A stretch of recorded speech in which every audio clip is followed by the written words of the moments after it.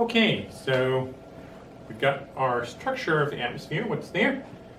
Now, starting looking at how it behaves. So, we'll look at energy. Most of the energy in air comes from the sun, and see how it works and the relationship to the seasons. So again, you power energy from the heat inside the Earth is powering plate tectonics, but not a huge amount of that heat out affecting the air compared to the amount that we get from the sun. Again, heat inside the Earth, mostly from radioactive decay of elements inside there. Differences in the amount of energy gotten from the sun in different parts of the world and at different times are very major in determining the weather and climate patterns, such as our seasons. To think about this, we need to figure out what we're talking about for energy. Basically, energy is the ability to do work. Energy can be divided into potential energy, stored energy, which could be available to then do some sort of work with, and kinetic energy, energy of movement. Light is an important example of kinetic energy. Air masses moving around, things like that. Potential energy, maybe just gravity, stuff that's up that could fall down, like rain. These are some examples there. We can change energy from one form to another, but whenever this happens, some energy gets lost out into the surrounding environment and is no longer available for doing work. Ways that energy can move around. What is conduction? Heat transfer to substance. Again, heat. Temperature is related to how fast the atoms are moving around. And so if we have some warmer atoms, say here, those are wiggling around. As they wiggle, they're bumping the atoms next to those. That'll get those wiggling somewhat faster. And that's going to happen all along, eventually, gradually moving energy, warming things up over time. So this is conduction. Of course, familiar, metals conduct a lot faster than nonmetals for the most part.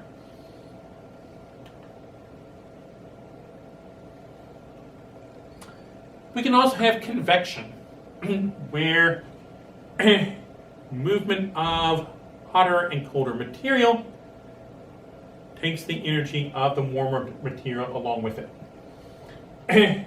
Especially at a long scale, this happens faster than just conduction.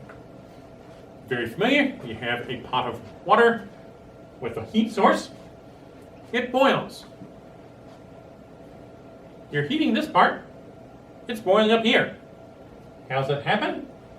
Well, as this water down the bottom of the pot gets warm, it'll expand, be less dense. It's going to rise up to the top. Meanwhile, your colder water up near the top sinks down, where it gets warmed up. That rises, other sinks. And so that movement of warm and cold water is moving the energy associated with the warm water. Air does the same thing. Warm air will rise up, carrying energy with it. Cold air sinks. These patterns of convection. We saw it happening even inside the somewhat squishy rock of deeper in the mantle. Part of what powers plate tectonics is convection inside the Earth. And, okay, conduction, convection, radiation. Unlike those other two, radiation does not actually require stuff. Radiation can travel through a vacuum. Light and things like that travel as radiation.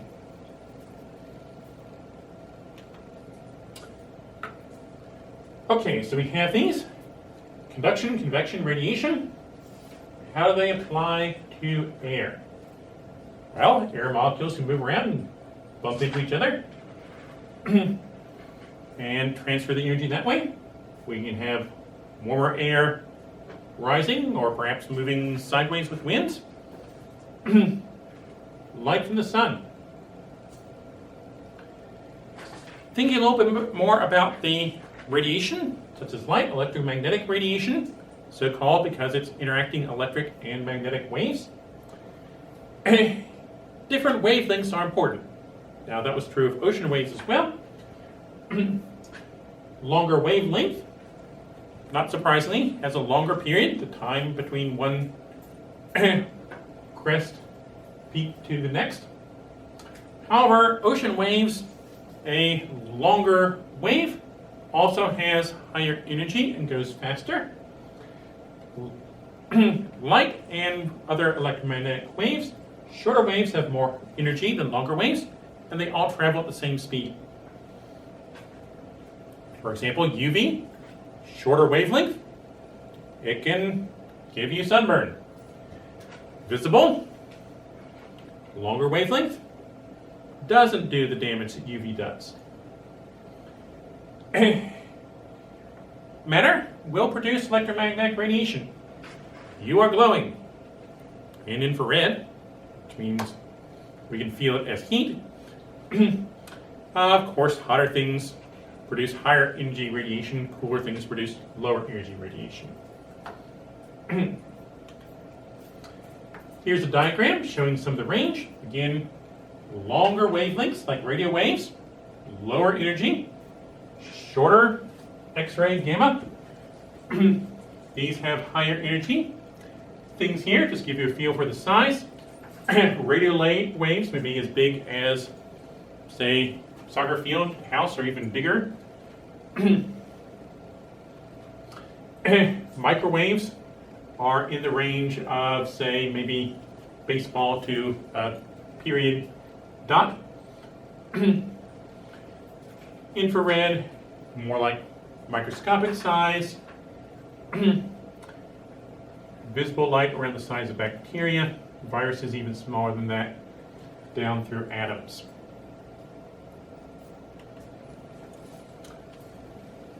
Rainbow, familiar example of the range of visible electromagnetic radiation. Here we have a double rainbow. You can see the spread out of colors of the different wavelengths of light. Lower energy, longer wavelength for the red. Shorter wavelength, higher energy for the blue to purple on the inside. No surprise, the sun's hotter than the Earth, puts out rather higher energy radiation. So here's a diagram. Most of the sun's energy is coming in visible light, and a decent amount UV, smaller amounts in the infrared and beyond. Earth, almost all its output is on beyond into the infrared as heat rather than as visible light.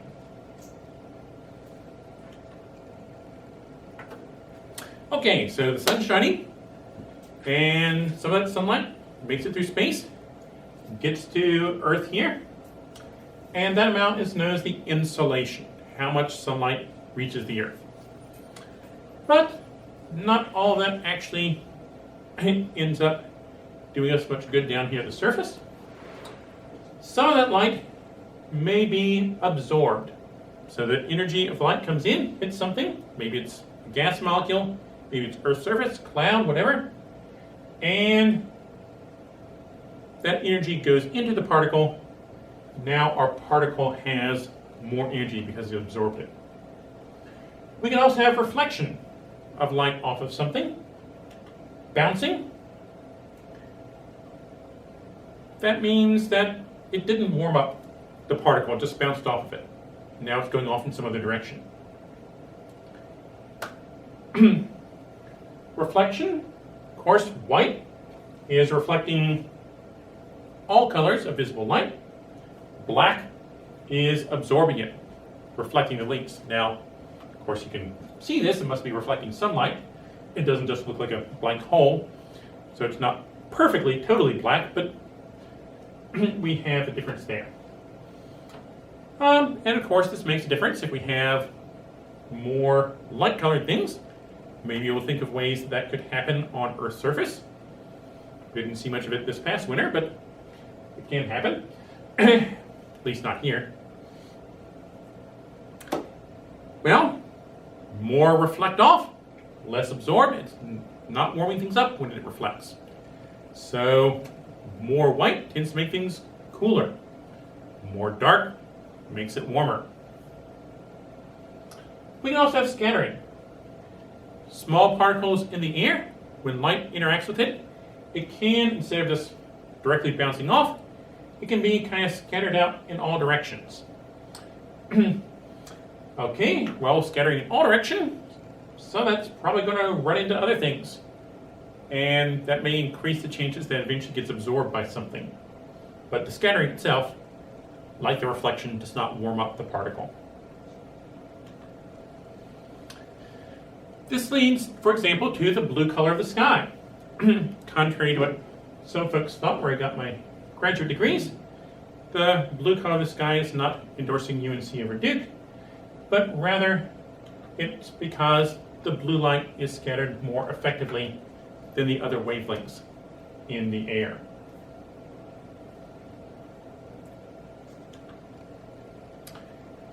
Another important thing is the angle that our solar radiation comes in at. Earth, of course, is round, no matter what you might read on the internet. And so as sunlight comes in, some of it's coming relatively straight down at the Earth's surface.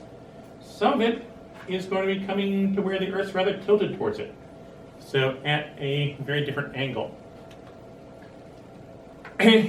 Besides being round, you have bumps all over the Earth.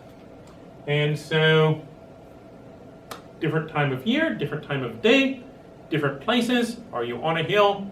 Are you in a flat place? You're going to get different angles of sunshine coming in at different points. And this difference in your angle to the sun leads to different amounts of energy received. What are we talking about for the sun's angle? Just to be clear, we talk about the angle between where the sun appears to be relative to the ground. So if it's straight overhead, compared to the ground, that's a right angle, 90 degrees. If the sun is low in the sky, that would be much less than 90 degrees. If it's pretty high, that would be close to 90 degrees. Okay, what happens? Turns out, if the sunlight's coming very close to straight down, more of that sunlight is absorbed by the surface, so it warms it up. When it's coming in at a low angle, much more is reflected. And so it's not warming things up, it's just bouncing off. You see this variation if you see the ocean surface. Some spots look brighter, some darker. Due to the waves, some of it's at more of an angle, reflecting more light. Some of it, the light's hitting more straight on and going in. Another example. If you were to take a rock and go over to Lake Hollifield and just drop it straight down, it's going to go right into the water. But if you were to take it and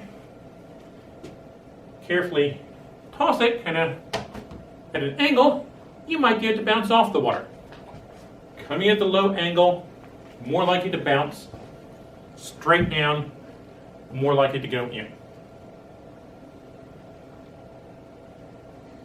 Very good stopping point.